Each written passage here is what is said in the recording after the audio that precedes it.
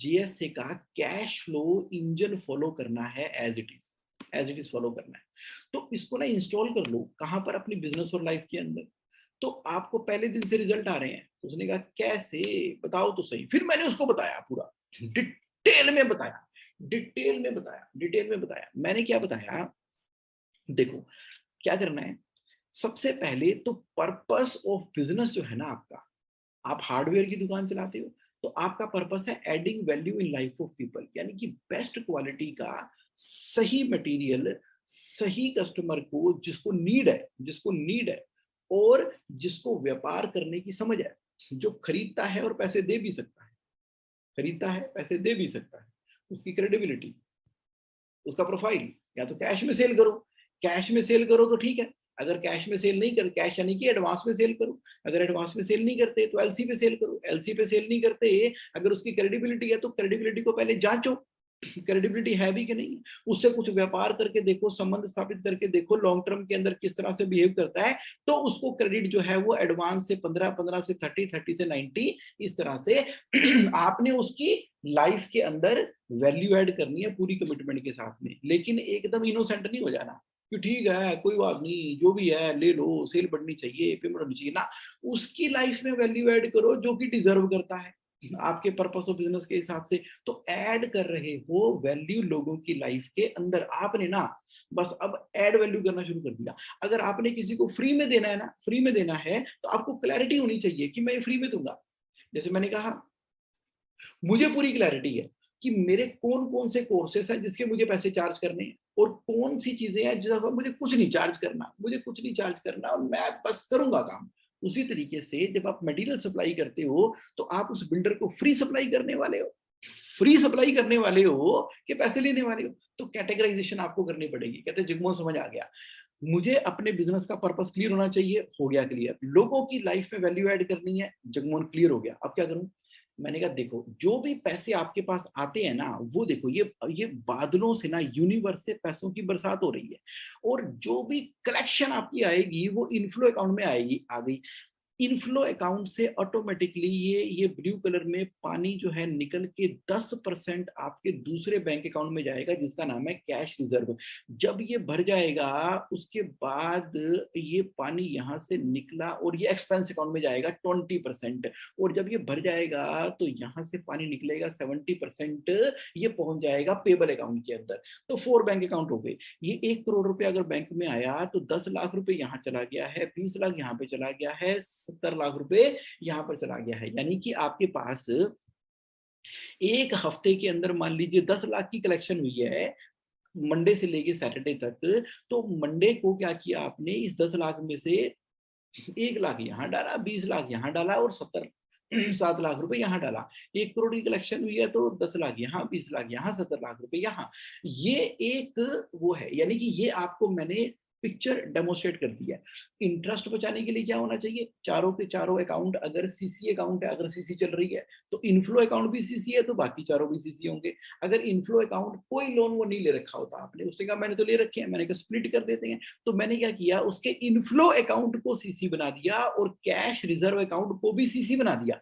दोनों सीसी हैं। सीसी मतलब कि कैश क्रेडिट, यानी कि ओवरड्राफ्ट की लिमिट चल रही है इन दोनों के अंदर। तो क्या किया, ये भी माइनस में, ये भी माइनस में। अब यहां से जब ये पैसा ट्रांसफर होता है यहाँ पर, तो जो लिमिट है ना वो अनयूटिलाइज हो जाती है। तो unutilise money equal to cash reserve.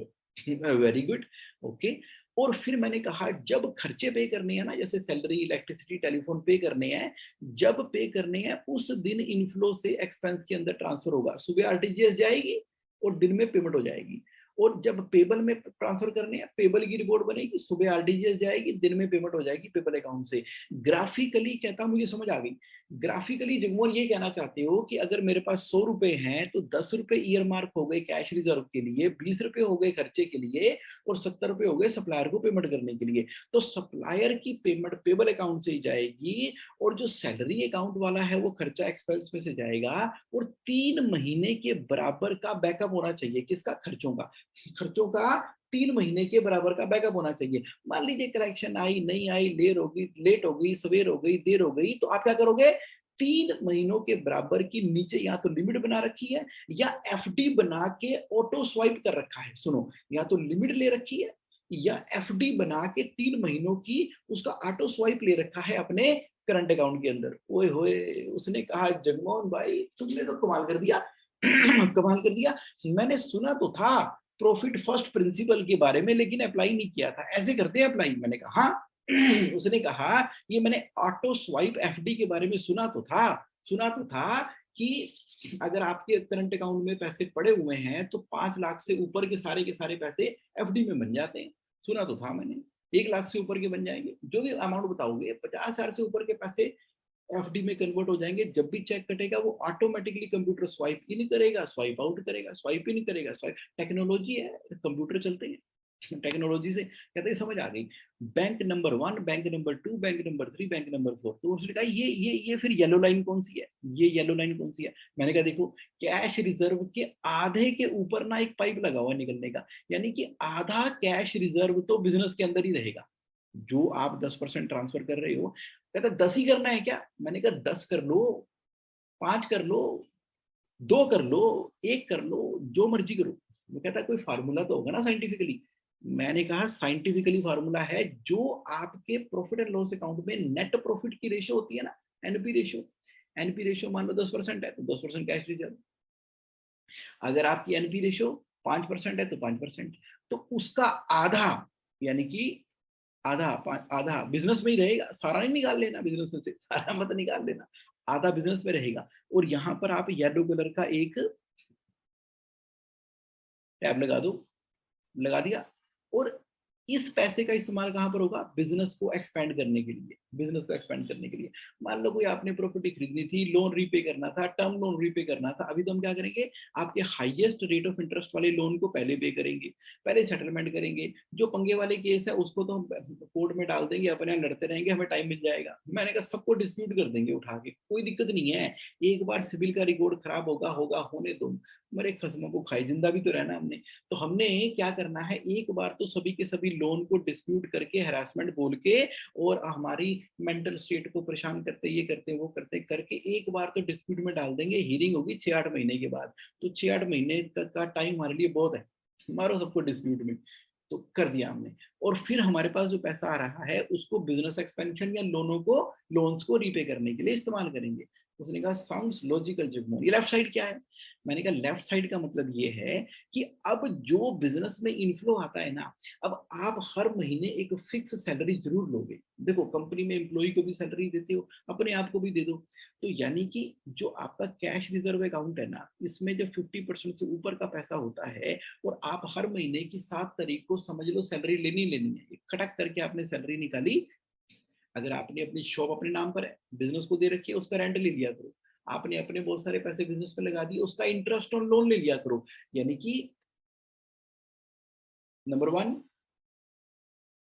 Salary owner लेगा हर महीने फिक्स डेट को, रेंट बिजनेस लेगा हर महीने की फिक्स डेट को। तीसरा, इंटरेस्ट ऑन लोन हर महीने लेंगे फिक्स डेट को, ले लेंगे। जो पैसे आएंगे ना, अब उन पैसों को ना फटाफट से इन 6 जार में ट्रांसफर कर दिया करो। जो पैसे बिजनेस से आए उसका आधा, जो लिए ना उसका आधा, 50% नेसेसिटी के लिए, रोटी कपड़ा मकान, 10% एजुकेशन के लिए, ट्रेनिंग डेवलपमेंट, जो भी आपने करनी है उसके ऊपर। भाई अपनी जिंदगी को भी खुश रहोगे, सारा दिन रोते रहोगे, ये मैंने क्या कर दिया, ये मैंने क्या कर दिया। अपनी मसाज कराओ, अपनी फेवरेट शर्ट पहनो, मूवी देखो, जो करना है करो, प्ले अकाउंट में से जो करना है ना करो, एंजॉय करो लाइफ को। अच्छा, गिव भी करो, सोसाइटी की हेल्प करो। अगर नीडी बंदा आ गया, उसको ऑक्सीजन सिलेंडर चाहिए, दे दो। अगर उसको कोई सेवा करनी है, हेल्प करनी है, कंट्रीब्यूट करना है, जो करना है, गिव अकाउंट में से पैसे देने हैं आपने। अब घर में कोई दिवाली पे रिनोवेशन करवानी है, कोई कोई कोई वॉशिंग मशीन खरीदनी है, कुछ करना है, long term saving for spending के अंदर 10% पैसे रखो, वो उस अकाउंट से जाएगा। और एक सेविंग होती रहनी चाहिए। आप फाइनेंशियल फ्रीडम, कुछ एफडी करानी है, कोई एनएससी किसान विकास पत्र खरीदने हैं, कोई आपने पीपीएफ खरीदना है, कोई आपने म्यूचुअल फंड खरीदनी है, इंडेक्स फंड में डालना है, इंडेक्स फंड निफ्टी का, बॉम्बे स्टॉक एक्सचेंज का, कोई क्रिप्टो करेंसी खरीदनी है, कोई रियल एस्टेट खरीदनी है, कोई गोल्ड, कोई सिल्वर, कोई करेंसी, कोई एंटी, कोई पेपर, कुछ भी खरीदना है, वो फाइनेंशियल फ्रीडम अकाउंट में से खरीदोगे आप। अगर नेसेसिटी अकाउंट में पैसे बच गए तो उसको भी फाइनेंशियल फ्रीडम में डाल देना। कोई विंडफॉल गेन हो गया तो उसको भी फाइनेंशियल फ्रीडम में डाल देना। एजुकेशन में पैसे पूरे नहीं खर्च हो पाए तो उसको भी फाइनेंशियल फ्रीडम में डाल देना। तो यहाँ पर शांति आ गई, यहाँ शांति आ गई, बिजनेस में शांति आ गई, पेबल में शांति आ गई। वो सारा फोकस कहाँ पर है? अच्छा सही कस्टमर आइडेंटिफाई करके, अच्छा सही कस्टमर आइडेंटिफाई करके पर्पस बिजनेस का होना चाहिए। उनकी लाइफ में वैल्यू ऐड करो, उनकी वैल्यू लाइफ में ऐड करेंगे, 10 गुना वैल्यू ऐड करेंगे तो 1 गुने का इनफ्लो आएगा। 1 गुने का 10% चला जाएगा कैश रिजर्व में, 20% चला जाएगा खर्चे में, 70% जाएगा पेबल। सप्लायर की पेमेंट यहाँ से करेंगे ऑटोमेटिकली, खर्चे की यहाँ से करेंगे, अपने पैसे यहाँ पर आ जाएंगे। अब क्या हो गया? सब चीजों के लिए एक डिसिप्लिन क्रिएट हो गया कि नहीं हो गया? बताओ हो गया कि नहीं हो गया? कहते हो तो गया, लेकिन मतलब मेरी अगर रेशियो ज्यादा है कम है तो क्या करें?